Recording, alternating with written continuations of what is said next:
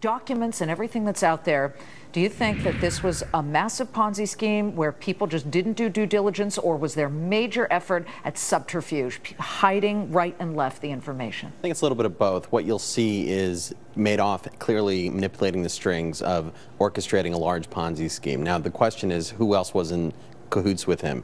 What you've seen on the feeder fund level is a real disconnect between the level of due diligence they were representing to be doing to investors and what was actually in place. And that is part and parcel of what actually happened in relation to the Ponzi scheme. So what the real issue is with Madoff pleading guilty, will we ever find out who else was in cahoots with him? And unfortunately, it doesn't seem like we will, at least from Bernard Madoff. Jason, I want to stay with you for a second, because we have so often had here as guests on Fox Business people that have suffered terribly as a result of Bernie Madoff. They went in with the best of intentions.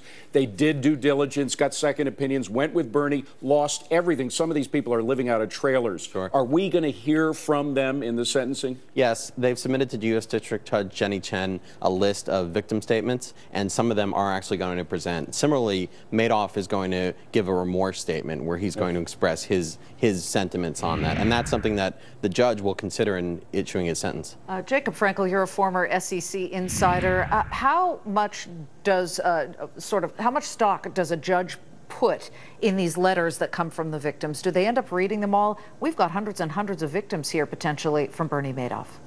Liz, the judge does read them, and the judge understands fully that as much as all eyes are directed at Bernard Madoff and how long he's going to go away, they're also on the judge and the sentence that he metes out, because what he's in essence going to do is he's going to set the standard for sentencing in these large Ponzi scheme cases. And everyone else, because we know there are well over 100 Department of Justice investigations right now of Ponzi schemes, anyone who enters a guilty plea is going to say Madoff received X based on X number of dollars, this could be X amount of precedent time. setting.